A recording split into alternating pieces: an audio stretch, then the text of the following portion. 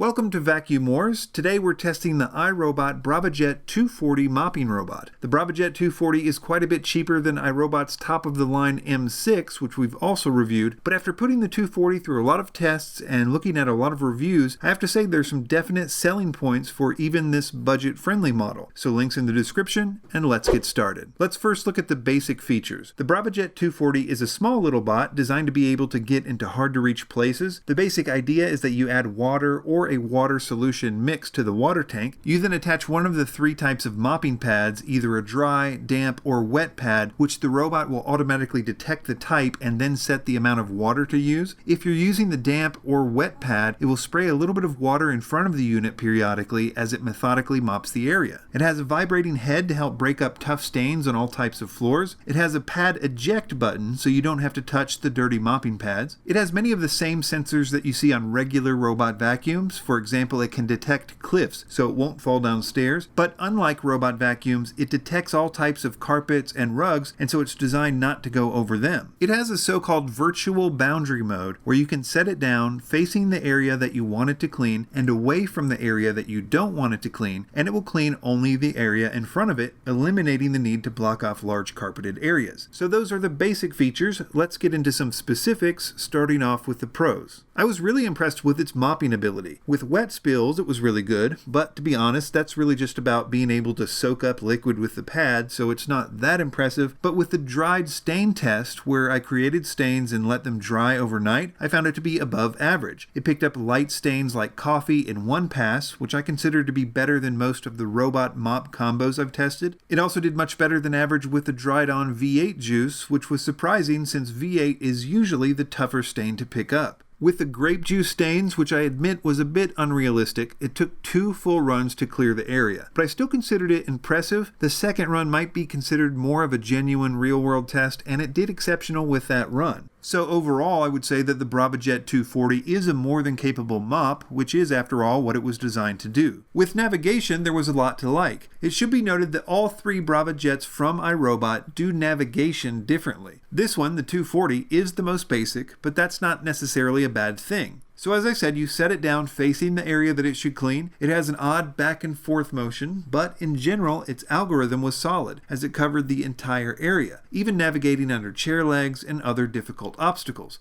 It did take about an hour to cover the test room, which is about double what it would take a normal robot vacuum. But then again, I guess it is effectively going over the area twice with its cleaning pattern. I found that it really did avoid the 2 rugs in the room, and in general, it required a lot less attention than I was expecting. There was one navigation test run where it didn't clean an entire side of the room. I'm not sure what happened there. It does seem to be the exception and not the rule, though. I'm not sure if it was about the amount of obstacles or the placement of its starting point or something else. Another big pro for me was the battery situation. Typically, the 240 comes with 1 battery and 1 charger, but I really liked that they were removable and fairly cheap to replace or buy extras of. And the battery usage was really good too. iRobot says that 1 battery can do 150 square feet in wet mode and over 200 square feet for dry mode. Basically, that's around 180 minutes, with users reporting similar numbers in reviews. Basically, if we were talking about a regular robot vacuum, those numbers would be well above average. It was also really quiet, even in wet mopping mode, much quieter than a regular robot vacuum. iRobot advertises that the 240 is good with corners and edges, and I was actually quite impressed with its edge cleaning ability. Its water tank seems small, but it's really efficient with its water usage.